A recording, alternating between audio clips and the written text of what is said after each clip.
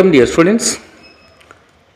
David McClelland American psychologist motivation మీద, అది కూడా నీడ్ మోటివేషన్, అచీవ్మెంట్ మోటివేషన్, వీటి మీద చాలా అద్భుతమైనటువంటి కాంట్రిబ్యూషన్. ఎంత అద్భుతమైన కాంట్రిబ్యూషన్ అంటే 2002లో అతన్ని 15th ప్లేస్ ఇచ్చారు. అతనికి సైకాలజిస్ట్ ప్రపంచవ్యాప్తంగా one of the greatest psychologist, అది కూడా 15th place because of his contribution to the psychology. So విద్యార్థులకి, ఉద్యోగస్తులకి, అందరికి కూడా అద్భుతమైన సాఫ్ట్ స్కిల్ నాలెడ్జ్ ఇతని ద్వారా మనం నేర్చుకోవచ్చు. అదేంటంటే ఇతను సజెస్ట్ చేసినటువంటి 3 రకాల needs. First, need for achievement. The second one, need for power, and the need for affiliation. అది ఏంటో 1 by 1 చూద్దాం. ఇది స్టూడెంట్ కెరియర్ అంటే ఎడ్యుకేషనల్ కెరియర్లో ఉన్నటువంటి వాళ్ళకిను, ప్లస్ ప్రొఫెషనల్ కెరియర్లో ఉండే వాళ్ళ అందరికీ కూడా వర్తించేటువంటి issue. Let's study 1 by 1. Need for achievement అంటే ఏంటి? అతను సజెస్ట్ చేసినటువంటి అచీవ్మెంట్ నీడ్ ఎంప్లాయీ. ఫస్ట్ మనం ఎంప్లాయీ గురించి తీసుకున్నాం, వర్క్ ఫీల్డ్ గురించి. ఒక ఆర్జన్కి డెవలప్ చేసే విధంగా డెవలప్ చేయించాలి ఒక ఎంప్లాయీలో. ఏదో ఒక సక్సెస్ సాధించడానికి ఒక ఫీల్డ్లో, ఒక జానర్లో అతనికి ఒక స్కోప్ కలిగించాలి. ఎంప్లాయర్ మేనేజ్మెంట్ అనుకున్నాం. ఆ మోటివేషన్ కలిగినటువంటి ఆ మోటివేట్ జీల్తో అతను వర్క్ పెర్ఫార్మెన్స్ మీద చాలా ఇంట్రెస్ట్ చూపించే విధమైనటువంటి ఎన్విరాన్మెంట్ క్రియేట్ చేయాలి. ఒక ఛాలెంజింగ్ ఎంటర్ప్రైజ్, ఒక ప్రాజెక్ట్ అతనికి ఇచ్చి అందులో అతను సక్సెస్ అయ్యే విధంగా మేనేజ్మెంట్ క్రియేట్ చేయాలి. అట్మాస్ఫియర్ అని, వర్క్ ఎన్విరాన్మెంట్ క్రియేట్ చేయాలి. అతను చాలా ఛాలెంజ్గా తీసుకున్నటువంటి ఆ ఎంటర్ప్రైజ్ని, ఆ ప్రాజెక్టును సక్సెస్ అయినప్పుడు అతన్ని గుర్తిస్తూ ఒక రివార్డ్ అనమాట, అంటే అచీవ్మెంట్కి ఇచ్చేటువంటి రివార్డ్.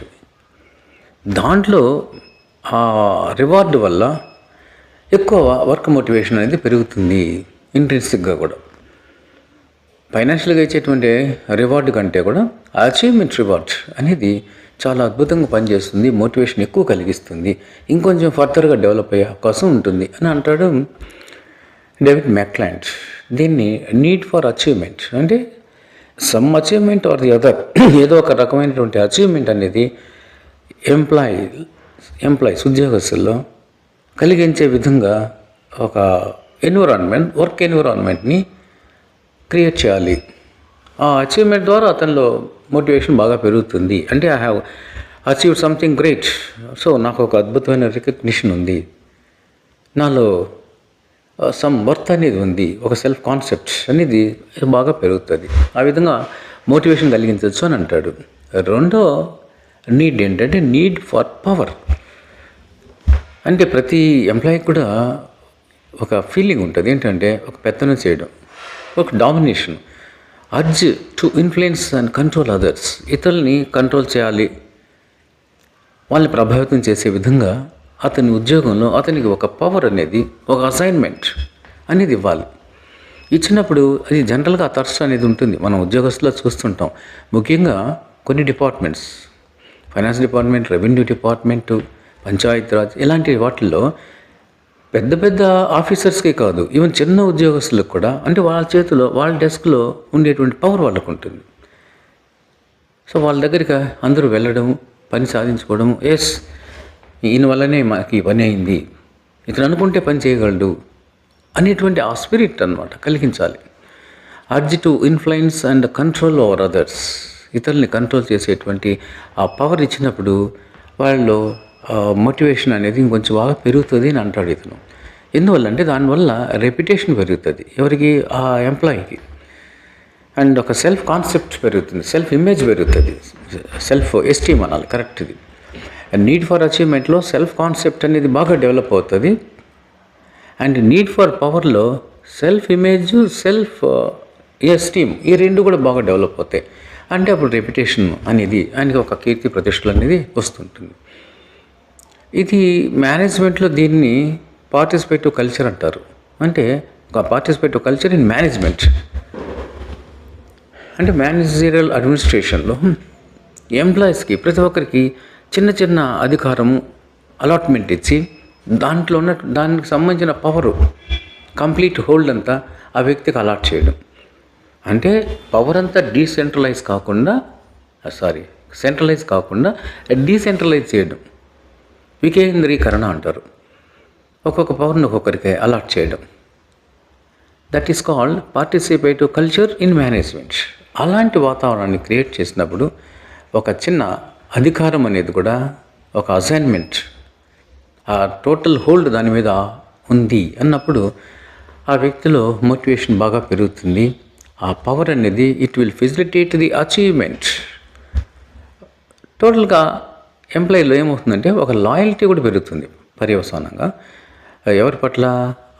అధికారి పట్ల, అది మేనేజ్మెంట్ పట్ల ఒక లాయల్టీ అనేది అండ్ పాజిటివ్ యాటిట్యూడ్ అనేది కూడా డెవలప్ అవుతుంది.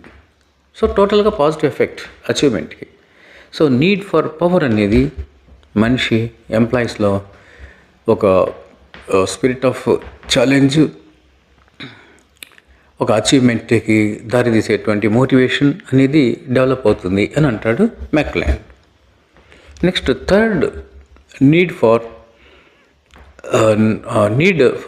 అఫిలియేషన్. అఫిలియేషన్ అంటే అటాచ్మెంట్, అనుబంధం అని అర్థం. మూడవది నీడ్ ఫర్ అఫిలియేషన్లో ఏమిటి అటాచ్మెంట్ అని అంటే, సపోజ్ ఎంప్లాయీస్ చాలామంది కలిసి పనిచేస్తున్నారు. సోషల్ అండ్ ప్రొఫెషనల్ అటాచ్మెంట్, ఒకరిలో ఒకరికి మంచి సోషల్ రిలేషన్షిప్ ఉండడం ఇండివిజువల్గా, అండ్ టుగెదర్ వాళ్ళలో ప్రొఫెషనల్ రిలేషన్షిప్ అనేది అటాచ్మెంట్ అనేది పెరుగుతూ పోవాలి.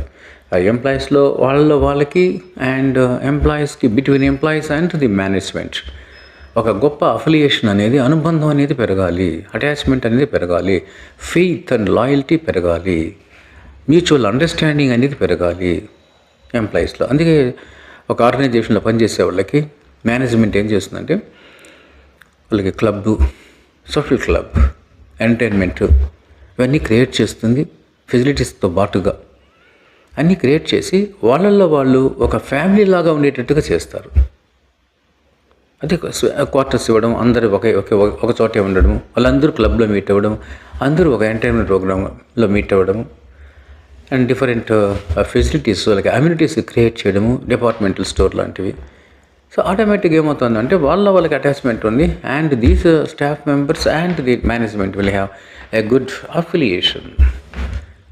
ఎప్పుడైతే ఈ ఎంప్లాయీస్లో వాళ్ళకి మంచి రిలేషన్షిప్ అనేది డెవలప్ అవుతుందో, ఒకరి మీద ఒకరికి ఫెయిత్ అండ్ ఫ్రెండ్లీ రిలేషన్షిప్, ఒకరికొకరికి ఫ్రెండ్లీ సపోర్ట్ పెరుగుతుంది. అందరూ ఒక చోట కలిసి పనిచేస్తున్నారు, కలిసిమెలిసి ఉంటున్నారు, ఒకే ఎన్విరాన్మెంట్లో ఉంటున్నారు, ఒకే మేనేజ్మెంట్ యొక్క గొడుగు కింద పనిచేస్తున్నారు.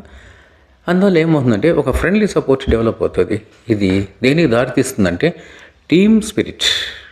వాళ్ళు చేసే చోట ఎంప్లాయ్మెంట్లో అందరూ ఒక 4-5 మంది ఒక వర్క్, ఒక 5 మంది 10 మంది, అది ఎంబీఓ అంటాం, వాళ్ళు ఒక వర్క్, టీమ్ వర్క్ అంటే టీమ్ స్పిరిట్ డెవలప్ అయ్యి ఒక కలెక్టివ్ ఎఫర్ట్ దారితీస్తుంది.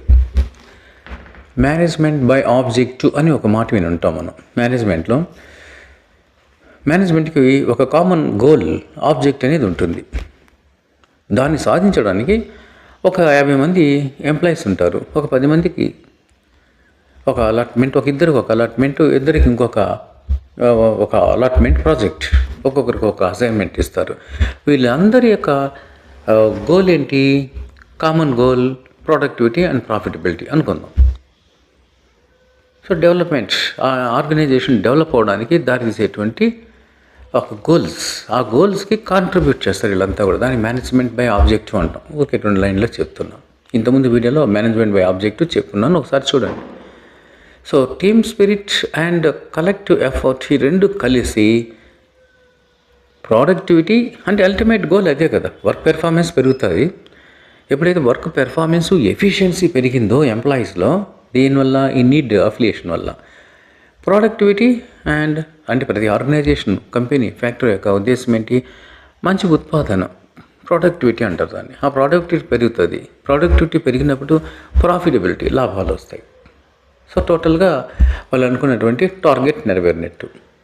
అంటే ఒక ఆర్గనైజేషన్ యొక్క టార్గెట్ నెరవేరాలంటే ఈ 3 నీడ్స్ని ప్రొవైడ్ చేయగలగాలి ఎంప్లాయర్స్ అని అంటాడు.